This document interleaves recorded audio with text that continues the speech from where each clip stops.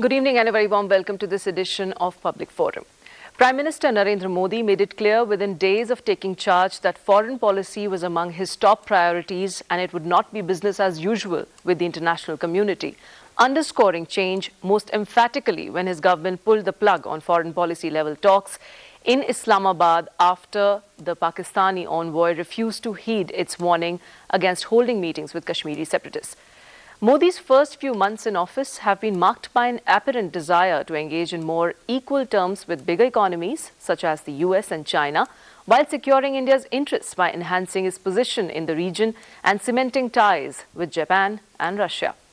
The Prime Minister plans to focus on improving and expanding connectivity that would lead to better partnership in South Asia, where he has called upon all countries to get together to eliminate poverty and develop into a global power. So in today's edition of Public Forum, we look at the broad contours of Modi's foreign policy. And joining me in the program is Dr. Sreeram Chaulia from the O.P. Jindal Global University. Dr. Chaulia, how would you like to comment, or how do you see the Modi touch to the foreign policy aspect? You have to give it to the man. I mean, clearly his rhetorical abilities are phenomenal. And wherever he's gone, be it Bhutan, now in Japan, some of his speeches are really electrifying. And he makes it a point, I think, to schedule interactions not just with business people or with government officials, but with wider society. It reminds me of Obama in his early days. There's this whole charm offensive, and I was so intrigued by the fact that the Nepalese Maoist leader Prachanda himself welcomed Modi and had positive comments. You don't get that normally from Indian leaders visiting where there are obvious anti-India elements. But the fact that he is winning plaudits even from the default the players who always see India as negative is phenomenal. That means that he has a soft power ability, and I think his ability to also talk in aphorisms and I was noting what he said just a few days ago in Japan about Vistarvad versus Vikasvad. These kind of catchy phrases can convey hard-hitting points. And earlier on, I remember Sushma Swaraj had told the Chinese visiting foreign minister that if you want a one China policy, you should also respect a one India policy. I think these are some new, innovative phrases and turns of phrases that are able to convey that this prime minister, he's not the docile type who reads out of a page, but he has his points. And I think he also doesn't depend so much on, the MEA or on the bureaucrats either. So in that sense, he has his own, way of communicating things, and he comes across as a very articulate. He's a star, he's a star material. And for a long time, India hasn't had that kind of leader on the world stage. So it doesn't definitely catch his attention. So apart from the policy specifics, and you could go deep into those, debating them, the style and the substance are both part of diplomacy. Okay, and style quotient, be it his designer dresses or the way he talks, I think he's way above the rest. Okay, Chaulia, yes, with Pakistan. I think there is a strategic motive to isolate the Hurriyat and to weaken them, because, see, it's not only talking. Pakistan also finances these groups, especially the Gilani, the hardline faction. And I was in the valley recently, and I was noticing they're getting ready for the boycott the elections propaganda once again.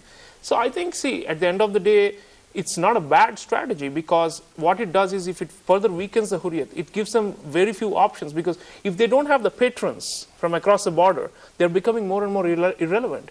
India is consolidating control in the valley, and in a way, this move, I think, has huge impact on our national security. So I think we should look at it in terms not only about domestic politics and pandering to Hindu right. I think that's Modi doesn't need to do that at this stage. He's far above that. I think what he needs right now is to show that the coming elections should not be disrupted by Hurriyat. But has he in a way, Dr. Chaulia, in fact, I wanted to ask you this, that has he in a way also balanced it out? Because see, you first invite them, you share some very pleasant moments, and something which also gets reported, like there had been exchange of gifts and all those things.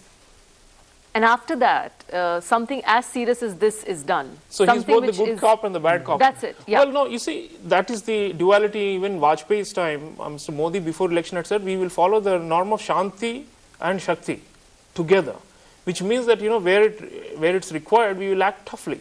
And where the other side is showing the reciprocity, as Ambassador Ram was saying, we will go all out to help you. I think right now, see, the Pakistani economy is in such shambles. Modi is in a way saying, listen, we are acting tough to get and to meet, But the ball is in your court because you need us more than we do right But now. you know, this government also, in a way, has underlined the way it is going to deal with Pakistan in the next 5 years or... It's not only that. See, every relationship, it's a strategically astute leader like Modi would say, do they need us more or do we need them more? And accordingly we'll pitch it, Right now, I don't think Pakistan is, we don't need Pakistan as much as, we just want peace with them, and rather they need the share in the slice of Indian economy. And the Prime Minister is currently in Japan, and some very interesting things have developed in Japan too. The most important being that Japan is going to invest about 2.1 lakh crore in Indian projects over the next 5 years. As one of the key issues that we had been talking about in the last 30 minutes of this program is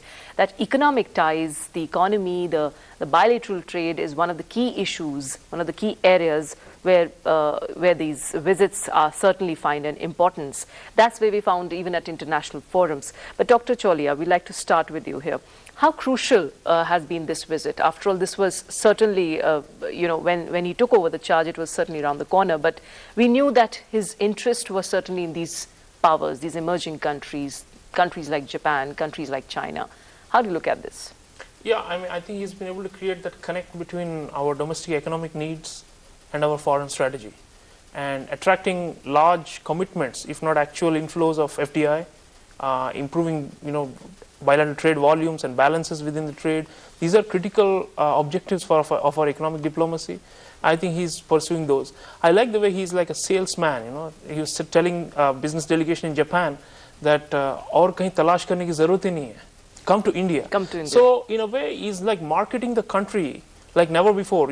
Even the growth figures, I mean, of course, these are just quarterly growth figures. 5.7% sounds better, looks better than 4.5%, right? Right. So he's clearly showcasing those strengths. I think Modi is great in foreign policy because he showcases our strengths, And what is very important here is because when you deal with people and when you tell them about coming to India, you are in a way also looking at your markets and the capital that you have, not just in terms of money, but also in terms of labor and the strength that can really produce that kind of thing. The biggest thing is what he's signaling is red carpet, not red tape, right?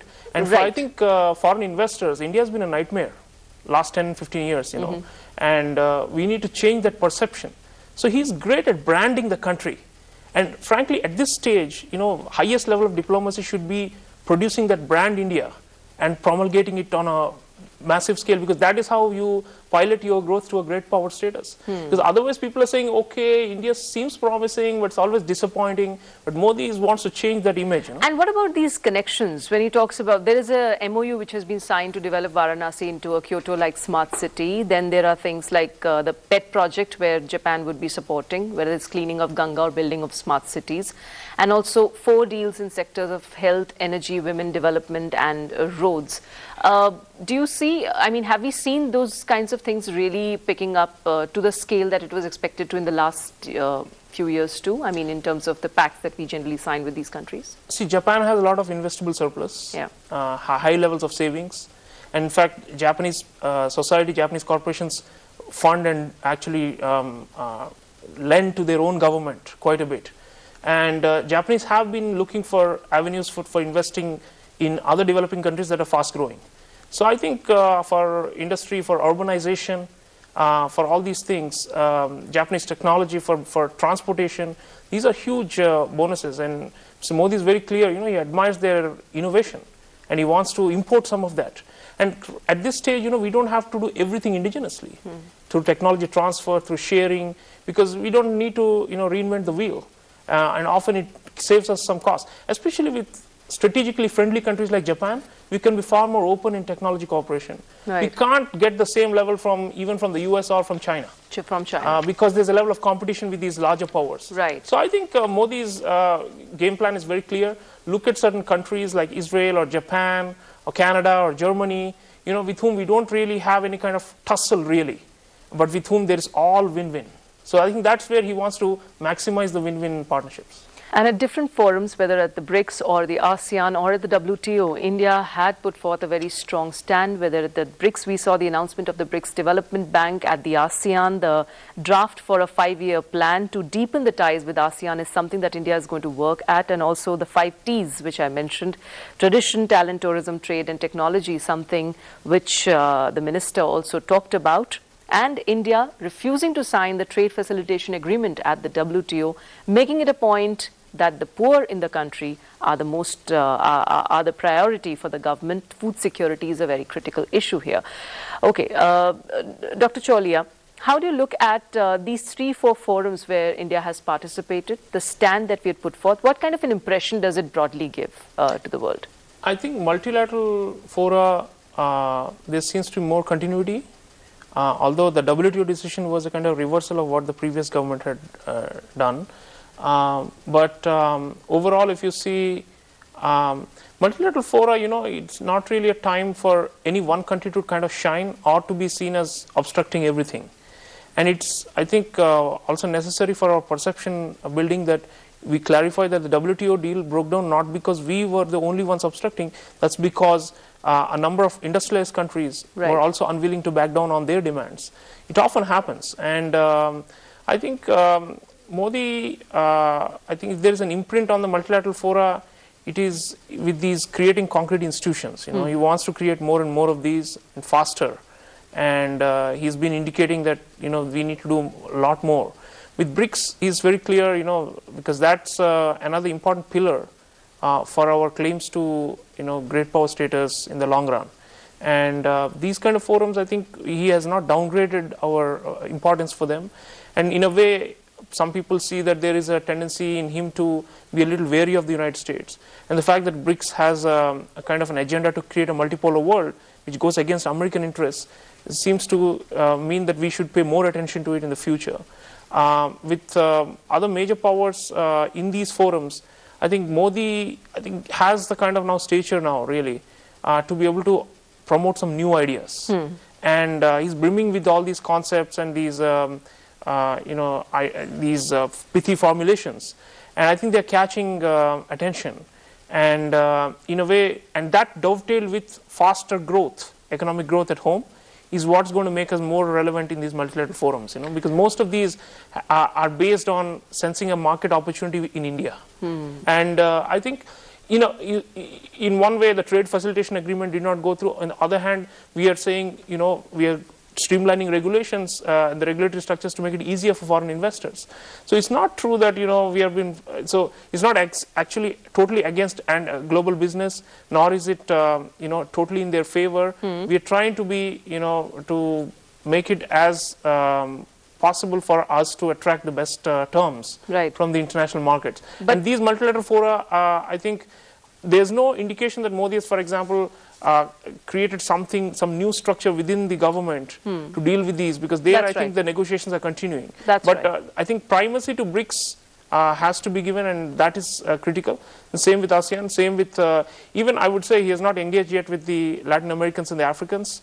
We've got to be global. If we want to be a major power, Africa is where the Chinese are in a very, very powerful situation, and in Latin America. And that's where we've got to, make further inroads. So I think the Africa-India summit that's coming up in December is going to be critical. That's going to show Modi in a totally different avatar. He's going to be talking about how we can build South-South. Chaulia, very quickly. I think he is bringing a degree of ambition and vigor to the foreign policy that was lacking and missing, at least for the last 5 years. And what he's now doing is to kind of take the imagination to a different level. I think the society, he wants to take them along. In a way, he's a great builder of public diplomacy. He's creating consensus within Indian society for this expanded global role. Okay, fine. So on that note, we'll wrap up this discussion. Thanks very much, gentlemen, for talking to us. That's all we have for you in this edition of Public Forum. Thanks for watching. Goodbye.